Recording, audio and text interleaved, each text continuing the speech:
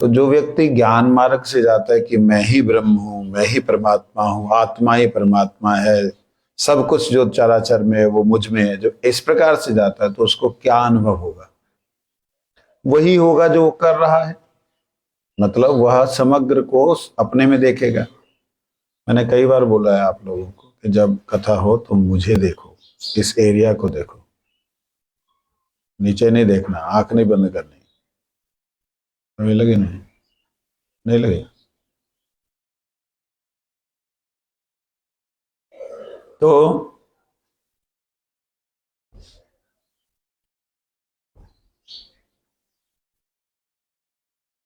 मैं जैसा विभूति संपन्न हूं, अर्थात मेरी जो संपूर्ण शक्तियां हैं, वैसा जैसा मैं हूं, वैसा तत्व से, तत्व शब्द का अर्थ होता है तत्वतः।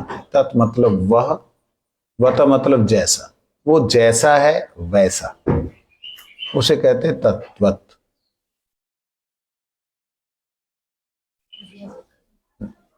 तो भगवान को तत्वतः जानना कैसे जान सकते हैं? भक्त्या।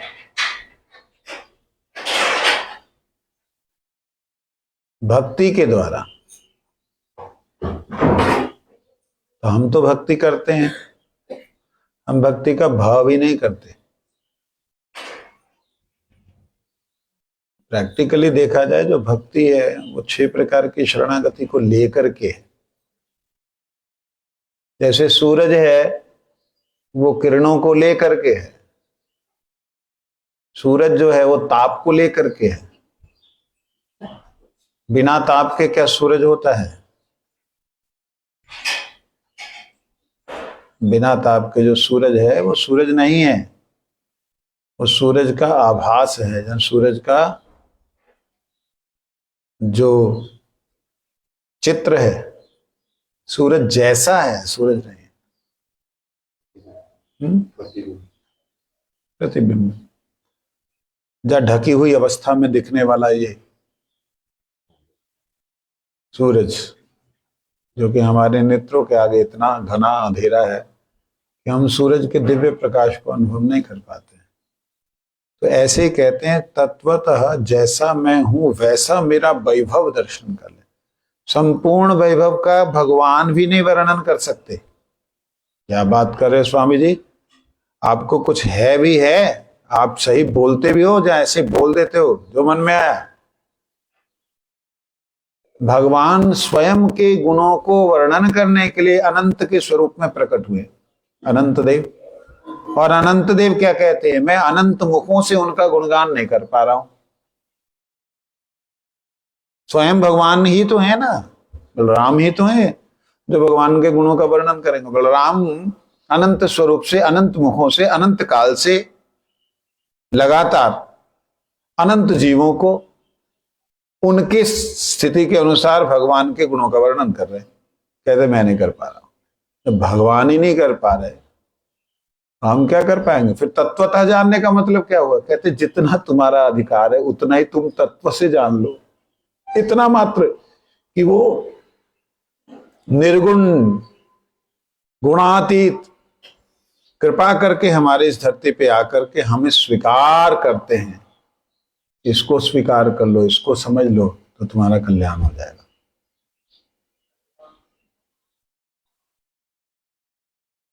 कई बार जो है जीव की संसारिक इच्छाएं थोड़ी सी रह जाती, उन थोड़ी सी इच्छाओं के रहे होने के कारण जीव को इस संसार में आना पड़ता है। उन इच्छाओं को खत्म कर दो। कैसे करोगे? 2 तरीके। इच्छाओं को मार करके, परम इच्छा परमात्मा की प्राप्ति करके, जो कि बिल्कुल सीधा और सरल और सही उपाय है। और दूसरा, इच्छाओं को दबा करके या इच्छाओं को भोग करके। जो तुम्हारी इच्छा है उसे देख लो, देख करके अगर तुम्हें उसमें दिखता है कि यहाँ वास्तविकता में सुख नहीं है, सुख नाम की वस्तु नहीं है, तो उसे छोड़ दो। इस प्रकार से जो व्यक्ति भक्ति के द्वारा मेरे को जानता है, भक्त्या, भक्ति का मतलब 6 प्रकार की शरणागति। कौन सी है 6 प्रकार की शरणागति? उसमें से कुछ याद है आपको? याद होगा, याद करो। क्या क्या है?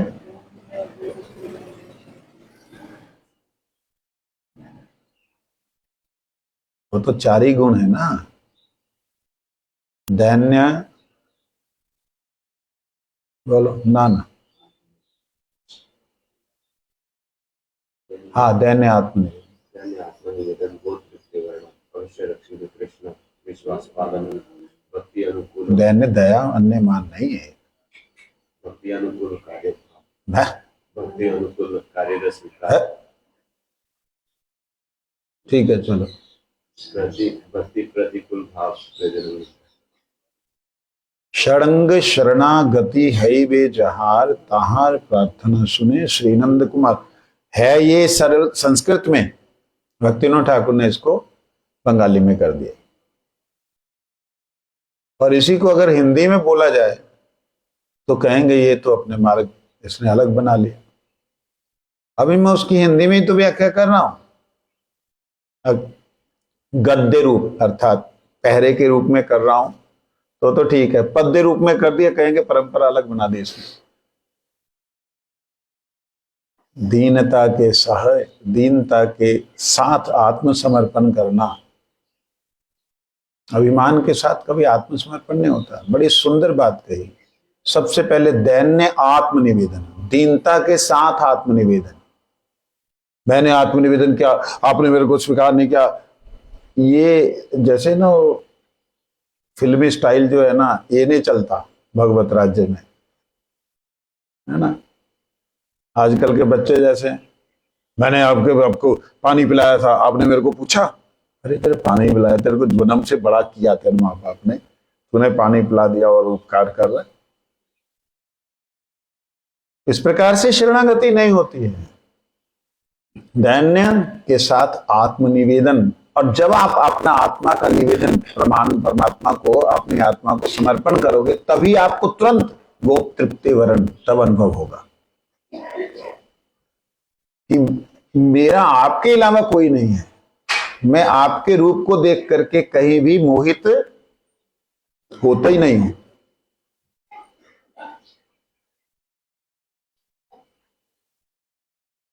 फिर उसके बाद जब आपकी तृप्ति, विशेष रूप से ध्यान दीजिएगा, आपकी तृप्ति आंखों की, नाक की, कान की, जिह्वा की, त्वचा की, उनसे होने लगी, और अगर वो गायब हो जाए तो क्या हालत होगी? मरने जैसी हो जाएगी ना। तो कहते अवश्य रक्षी वे कृष्ण वही रक्षा करेंगे।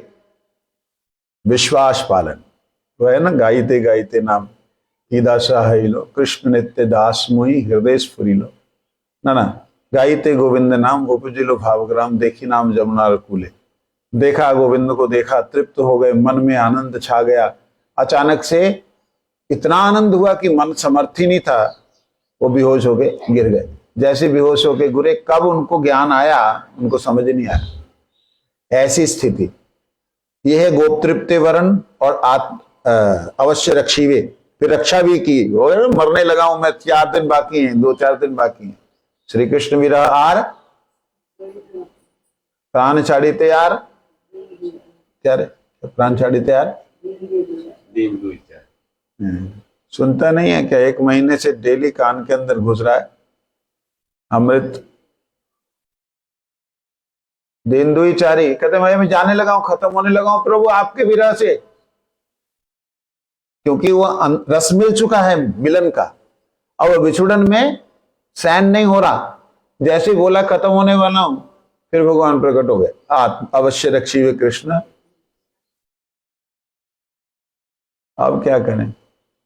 भक्ति अनुकूल मात्र। ये होगा कैसे? चारों जो ऊपर की जो सुंदरता है, ये जो दैन्य आत्मनिवेदन, गोप तृप्ति वर्ण, अवश्य रक्षी वे कृष्ण, विश्वास फलन, ये चारों होंगे कैसे? दो कार्य करने से, भक्ति अनुकूल मात्र कार्य स्वीकार, भक्ति प्रतिकूल भाव व्रजन अंगीकार। बहुत बार आपके हृदय में संसार के विषय को सुख प्राप्त करने की इच्छा होगी, अंदर से निकाल दो, क्योंकि आप व्रती हो, आप निष्ठावान, भगवान का भजन करने के लिए आप निश्चय करके बैठे।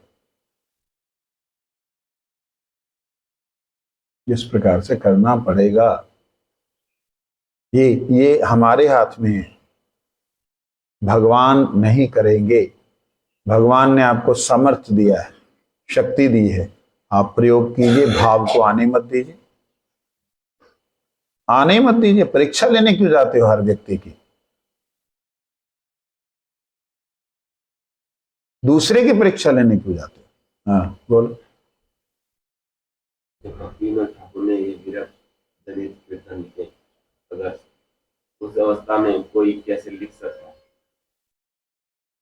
यही तो दिव्यता है कि भक्ति विनोद ठाकुर जी ने उस अवस्था में डूबने के बाद में, प्रश्न समझ में आया सबको? शायद उन लोगों ने नहीं सुना।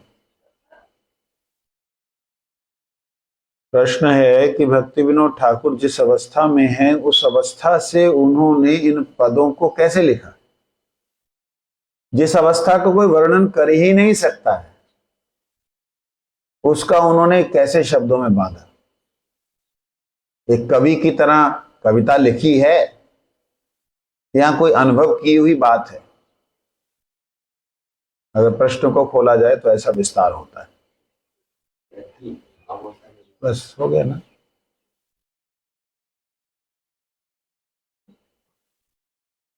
क्योंकि भक्ति विनोद ठाकुर ने जो लिखा है वो भावमय कीर्तन है।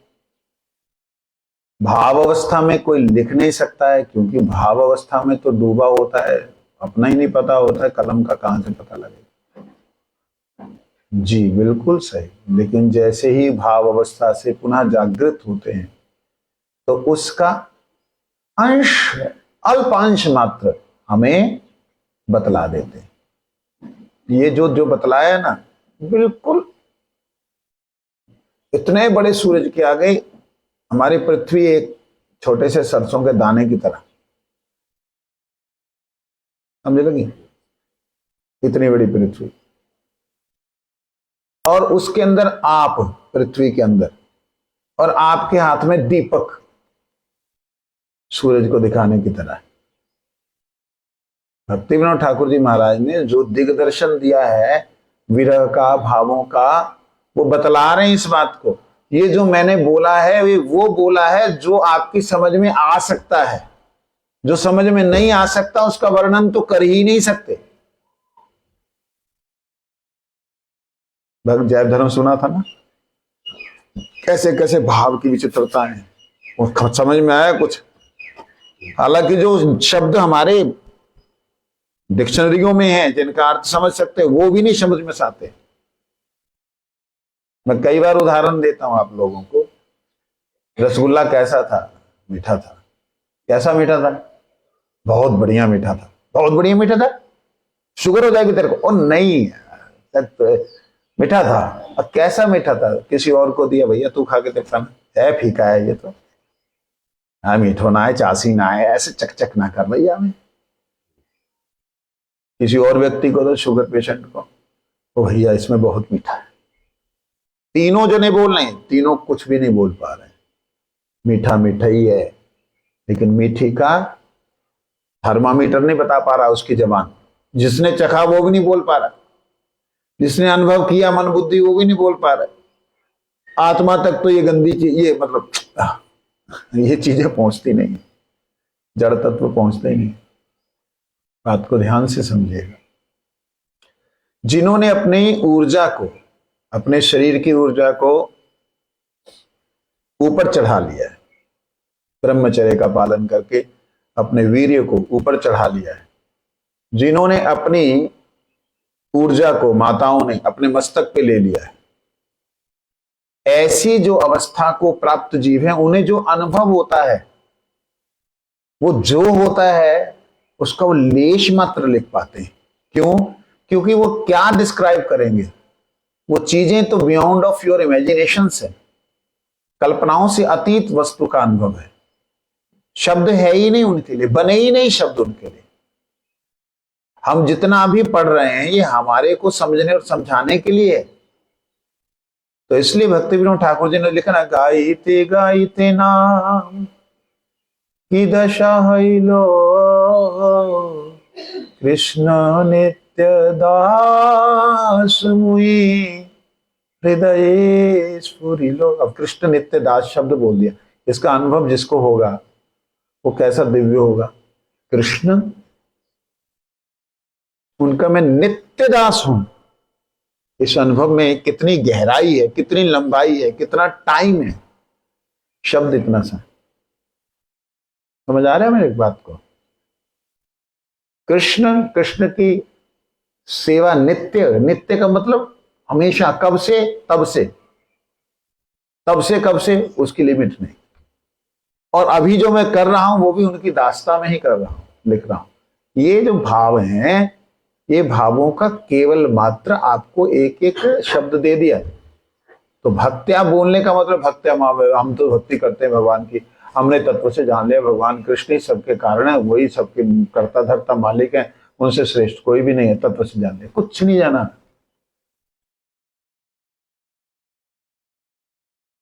तत्व से जानने का मतलब वो जैसे हैं। शब्द बड़े सुंदर बोले, यावान, जैसा मैं वान हूं, जिस समर्थ का मैं वान हूं, समर्थवान हूं, कैसा समर्थ है मेरा, ऐसा समर्थ जानने के बाद में ततो माम तत्वतो ज्ञात्वा। पहली बात, मैं जैसा हूं वैसा समझना, फिर उसके बाद में मुझे वैसा जानना जैसा मैं हूं। ये दो बातें दोबारा बोली गई, अजीब सी लग रही। कहते इसका मतलब दो है। पहला ये कि मेरी विभूति संपन्न मेरे ऐश्वर्य को समझना, दूसरा जैसा मैं माधुर्य युक्त हूं वैसा मेरे भाव को समझना। समझ आई? प्रकाश अनंत देखा सूर्य का, आंखें चौंधी आ गई, लेकिन उसके भीतर अतुलम श्याम सुंदरम, बहुत सुंदर श्याम वर्ण का उनका स्वरूप है, नील वर्ण का उनका जो है आभा है, तेज है। उस नील वर्ण की आभा के बाहर गोल्डन कंप्लेक्शन है, उसके बाहर सफेद है, उसके बाद सतरंगी। ये जो स्वरूप है सूरज का, इसको वो देख पाता है जो उसके बाहर के वैभव को देख करके फिर अंदर प्रवेश करता है। तो अंदर प्रवेश का रास्ता क्या? भक्त्या। बाहर वाला तो देख लेते हैं,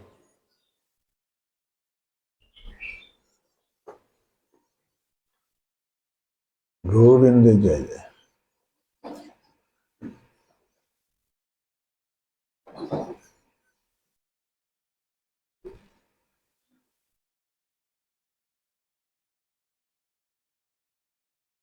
तो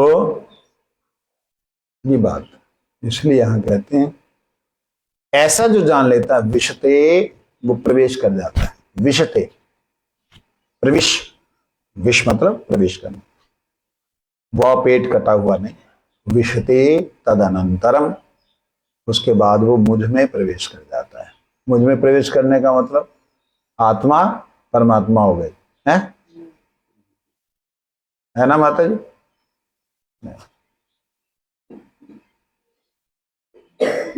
विशते तदनंतरम का मतलब वो मेरी उस निर्गुणा भक्ति के कारण मुझ में प्रवेश कर जाता है, अर्थात मेरा जो अनंत सागर समूह वैकुंठ है, उन वैकुंठों में फ्लोटिंग करता है, आनंद लेता है। और कोई कोई जो और भी गहराई से आता है वो मुझ तक पहुंच पाता है। ये कहने का भाव है। विश्वनाथ चक्रवर्ती ठाकुर जी ने इसकी बड़ी लंबी व्याख्या की है,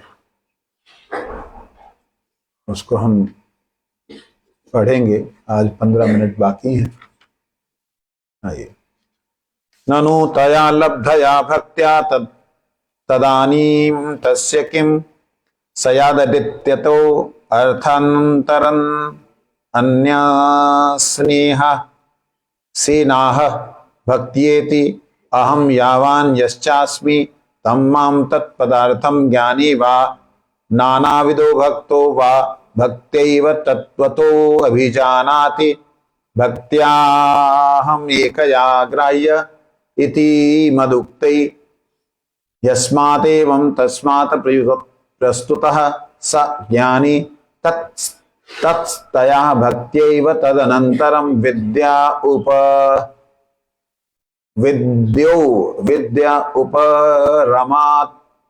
उपरमात् उत्तर काल एव मां ज्ञात्वा मां विशति मत् सायुज्य सुखम अनुभवति मम मायातीतत्वात्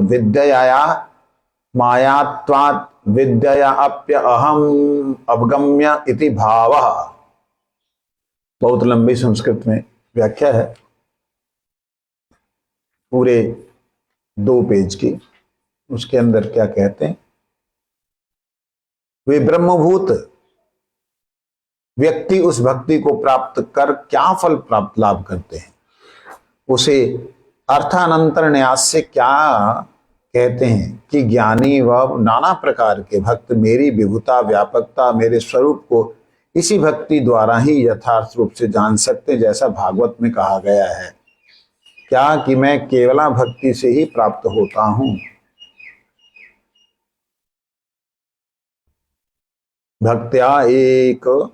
भक्त्या हम एकया ग्राह्यम, भागवत में बोला है, एकमात्र भक्ति से ही मैं जाना जाता हूं, केवल आया।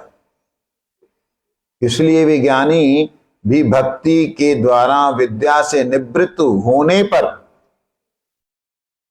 किससे निवृत्त होने पर,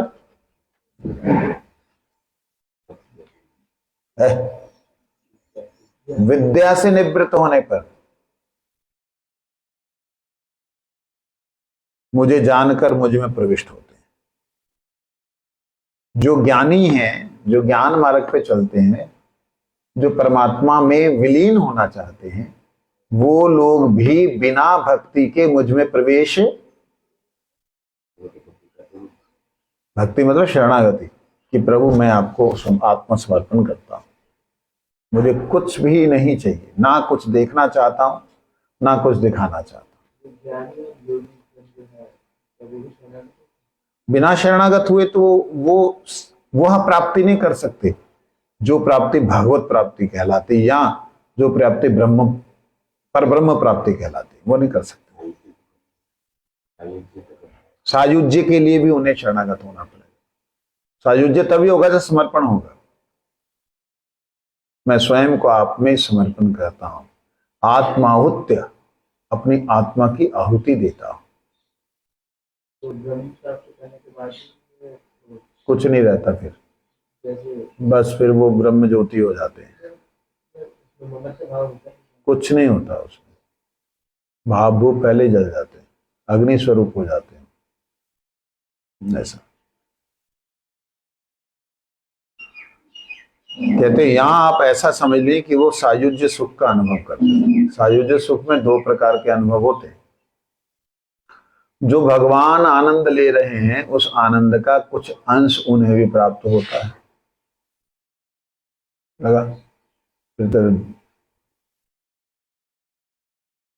क्योंकि मैं मायातीत हूं, अविद्या, और अविद्या ही माया है, इसलिए मैं केवल विद्या द्वारा ही जाना जाता हूं। लेकिन यहां पे कहा है कि ज्ञानी भी भक्ति के द्वारा विद्या से निवृत्त होने पर, बड़ी गहराई वाली बात है। इतना पढ़े लिखे, इतना जानकारी प्राप्त की कि वही मैं आत्मा ही परमात्मा, मैं ही ब्रह्म हूं, मैं ही सब कुछ हूं, सब कुछ मेरे में है, मुझ में सब कुछ है, जो कुछ बाहर है वो कुछ भीतर है, और जो भीतर है वही बाहर है। सब कुछ भी जो भी है, सारी सृष्टि मुझसे, मुझ में, मेरे द्वारा ही है, मैं भी वही हूं, वही मैं हूं। ऐसा जो सोचने वाली विद्या, इसे विद्या कहते हैं। कैसे इस विद्या को भी जो अविद्या समझ ले, इसको भी अविद्या समझ ले, बात समझ आई? इसको अविद्या समझकर कैसे समझेगा? क्योंकि वो मेरे भक्ति प्रपन्न अर्थात मेरे शरणागत होगा। मेरे शरणागत कब होगा? जब मेरी महिमा को जानेगा, तब मुझ में सायुज्य प्राप्त करेगा। इतनी सुंदर बात है। शरणागत हुए बिना अनंत प्रकाश को ये छोटी सी बूंद प्राप्त नहीं कर सकती। ये छोटी सी बूंद समुद्र में तभी समा सकती जब वो अपने अस्तित्व को छोड़ने के लिए तैयार हो जाए। अब वो समुद्र को देख करके उसकी तरफ दौड़े, दौड़ना ही शरणागति है। उससे अलग रहे, मैं अलग हूं, तब वो शरणागति नहीं है। तो कभी भी सायुज्य प्राप्त नहीं होगा। वो ब्रह्मांड बन सकता है, कोई ऐसा प्लेनेट बन सकता है, लेकिन वो भगवत सायुज्य प्राप्ति नहीं कर सकता। इसीलिए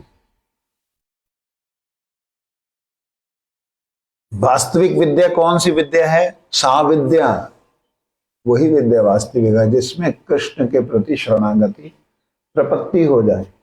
वही विद्या वास्तव विद्या है। भगवान के प्रति उसका शरणागति भाव आ जाए, प्रेम हो जाए, वही विद्या है। बाकी विद्या अविद्या, उस अविद्या रूपी विद्या को छोड़ देता है, ये कहने का भाव है। ज्ञान, योग, वैराग्य, तप एवं केशव की भक्ति, ये 5 प्रकार की विद्याएं। ठीक है, ज्ञान विद्या, योग विद्या, वैराग्य विद्या, तप विद्या और केशव की भक्ति, ये 5 विद्याएं। भक्ति विद्या की ही वृत्ति विशेष है। ये जितनी विद्याएं हैं सारी भक्ति विद्या की वृत्ति विशेष है। पुनः लाधरी शक्ति की वृत्ति, भक्ति का ही कोई अंश विद्या विषय को सफल बनाने के उद्देश्य से विद्या में प्रविष्ट होता है, अथवा कभी कर्मयोग की सफलता के लिए कर्म में प्रविष्ट होता है। क्योंकि भक्ति के बिना कर्म, योग और ज्ञान केवल परिश्रम है। भगवान के प्रति शरणागत हुए बिना जो भी कर्म व्यक्ति कर रहा है वो कर्म निष्फल है। निष्फल क्यों कह दिया? उससे तो स्वर्ग इत्यादि मिलता है, उससे तो बड़े सुख मिलते हैं, सम्मान मिलता है जगत में। उसको निष्फल कैसे कहते हैं? हाँ, जब तक शरीर है तब तक सम्मान मिला, और बाद में जब स्वर्ग के सुख प्राप्त हुए, हाँ, बंधन का कारण तो बाद में, लेकिन जब वो उसके सारे के सारे, मुक्ति तो है ही नहीं ना उसमें कहीं, लेकिन वो सारे के सारे जब कर्म, पुण्य कर्म समाप्त हो जाएंगे, फिर कहाँ जाना पड़ेगा? फिर वहीं नरक में। क्षीणे पुण्य मृत्युलोकम विशंति, फिर दोबारा मृत्युलोक में प्रवेश करना पड़ेगा। इसलिए आपने बहुत पैसा कमाया, कमा करके आप चले गए इंडोनेशिया, जहाँ आलतू फालतू जगह जो भी है, वहां जाकर के आप घूम करके पैसा खत्म हो गया। वहां जाके अब क्या करें, कैसे खाएं? पहले तो खूब उड़ा दिया। आप पागलों की तरह उड़ाने के बाद में कुछ नहीं बचा तो क्या करेगा? भीख मांगेगा। पहले कमाया और बाद में, पहले कमाया और दिया, अब बाद में क्या कर रहा है? भीख मांग रहा है। कहते इसी तरह से भक्ति के विहीन अगर कोई भी कर्म, कोई भी ज्ञान, कोई भी योग मार्ग को अपनाता है तो इसी तरह से निष्फल होता है। कहने का भाव यह है कि भक्ति के बिना कर्म, ज्ञान, योग अपना फल भी प्रदान करने में समर्थ नहीं है। यद्यपि वस्तुतः निर्गुणा भक्ति सत्व गुणमयी विद्या की विशेष वृत्ति है। यद्यपि वस्तुतः निर्गुणा भक्ति सत्व गुणमयी विद्या की वृत्ति विशेष नहीं हो सकती, तथापि अज्ञान के नाश में विद्या ही कारण है, किंतु तत्पदार्थ रूप भगवान निरूपण में भक्ति ही कारण है। गीता में 14वें अध्याय में भगवान ने इसको कहा है।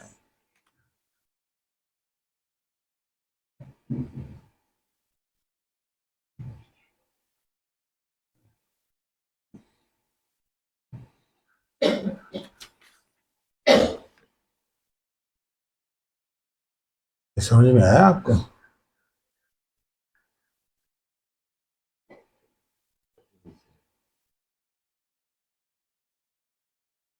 विद्या मतलब जो आपको ज्ञान करा दे। विद मतलब होता है ज्ञान, या मतलब जो ज्ञान कराने वाली है उसे कहते हैं विद्या। भगवान जी का ज्ञान कराने वाली भगवत भक्ति है, वही विद्या स्वरूपनी है। ये विद्या जब किसी भी गुण में प्रवेश करती है, मतलब रजोगुण, सतोगुण और तमोगुण, तमोगुण में प्रवेश करती है तो सत्वगुण के माध्यम से ही आती है। मतलब भक्ति तमोगुण में, जब तमोगुण में कभी भक्ति आती है? क्या बात कर रहे हैं स्वामी जी आप जी। जो कर्म की प्रवृत्ति है ना, कर्म ही सर्वश्रेष्ठ है, कर्म के बिना कुछ नहीं, कर्म ही सब है, फलाना ठिकाना, जो कर्म में फंसे लोग हैं वो एक तरह से ऐसी अवस्था में जो तमोगुण जैसी अवस्था है। और जो रजोगुण में है वो ऐसा है जैसे मैं प्राप्त कर लूं शक्तियां। वो किस में है? योग में और ज्ञान में, सब कुछ, सब में सतोगुण। समझ आई बात? तो शुद्ध भक्ति निर्गुणा है, गुणातीत है। तो निर्गुणा भक्ति सत्व गुण के द्वारा कर्म में, योग में और ज्ञान में आती है। जब वो आती है कृपा करके, तब व्यक्ति को भगवान के द्वारा, वो भक्ति की कृपा से अपने जगह पे सिद्धि प्राप्त होती है। सिद्धि प्राप्त होने का मतलब जो कार्य कर रहा है वो सिद्ध होता है। ठीक है, ये तो समझ आ गया? इतना ही रखो, ज्यादा समझोगे तो दिक्कत हो जाएगी। वंशा कल्पद्रुश्च कृपा सिंधु नाम पावनेभ्यो वैष्णवभ्यो नमो नमः। हाँ प्रभु जी। भक्ति है सतोगुण से होकर तमोगुण में प्रवेश करती आती है। जब तमोगुण में प्रवेश करती है तब तो तमोगुण ही, तमोगुण मतलब तमोगुण नहीं, तमोगुण का मतलब जो कर्म मार्ग में शुद्ध रूप से चल रहे हैं वहां तक। कर्म का मतलब, तमोगुण का मतलब वो वाली स्थिति नहीं, वो नहीं, वहां भक्ति नहीं है, वहां की बात नहीं हो रही। ये बात सिर्फ वहीं तक है जो शुद्ध कर्म कर रहे हैं। शुद्ध कर्म, अच्छे कर्म, पुण्य कर्म, शुभ कर्म, सकाम कर्म कर रहे हैं। वह सकाम कर्म देखा जाए वो एक अज्ञानता का सूचक है। निष्काम कर्म भी वो कर्म कर रहे हैं कोई भी कामना रहित होकर के, लेकिन भगवान को प्रपन्न होकर नहीं कर रहे, तो उसके कारण उस कर्म को मोटा बुद्धि वाला कह दिया। उससे सूक्ष्म जो है योग साधनाओं से, उससे सूक्ष्म जो है ज्ञान, सत्वगुण। इस तरीके से मैंने इसका विभाजन किया जी। हो गया? हरि हरि नमः कृष्ण यादवाय नमः, यादवाय माधवाय केशवाय नमः। गोपाल गोविंद राम श्री मधुसूदन गिरिधारी गोपीनाथ श्री चैतन्य नित्यानंद श्री अद्वैत सीता हरि गुरु वैष्णव भागवत गीता। जय रूप सनातन भट्ट रघुनाथ श्री देव गोपाल दास रघुनाथ। ऐचे गोसाई करे चरण बंदा, जहाँ विघ्न नाश कविष्ट पुराण। ऐचे गोसाई यार मुनि तरदार, आसवर पद और पटका।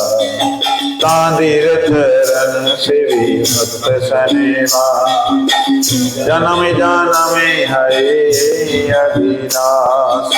ऐचे गोसाई जबे ब्रज कैलावा, ब्रज राधा कृष्ण नित्य लीला। हरि प्रकाश मने आनंद बोलो हरि भजो वृंदावन। श्री गुरु वैष्णव पदे मजाई रामा, श्री गुरु वैष्णव पाद पद्म करिया। नाम संकीर्तन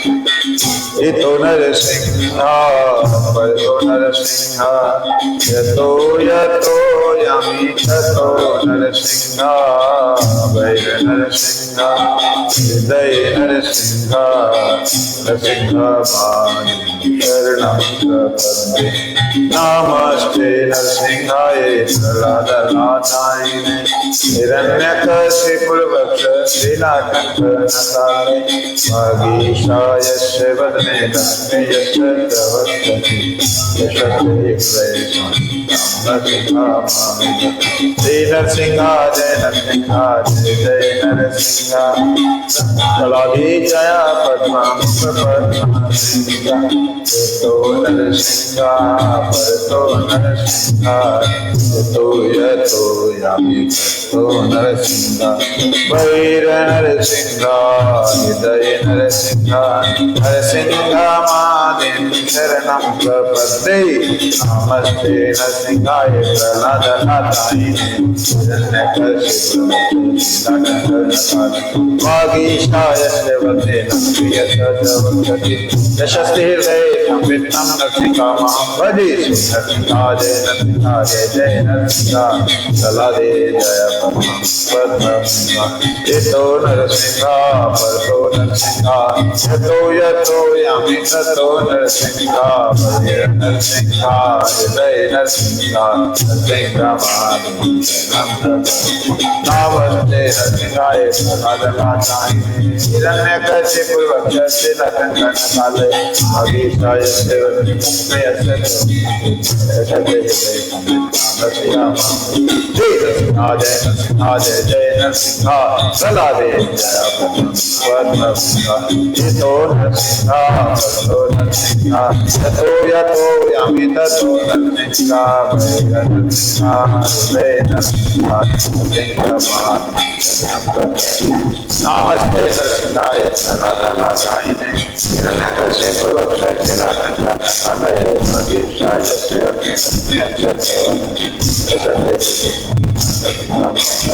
यस्य प्रवर्तते जय नरसिंह प्रह्लादे हरे कृष्णा कृष्ण हरे हरे हरे राम राम राम हरे हरे कृष्ण कृष्ण कृष्ण हरे हरे राम राम राम हरे हरे कृष्ण कृष्ण कृष्ण हरे हरे हरे राम राम राम हरे हरे कृष्ण हरे राम राम हरि बोल हरि बोल हरि बोल हरि बोल हरि बोल हरि बोल गुरु गौरंग राधा गोकुलानंद देव कृष्ण बलदेव यशोदा मैया की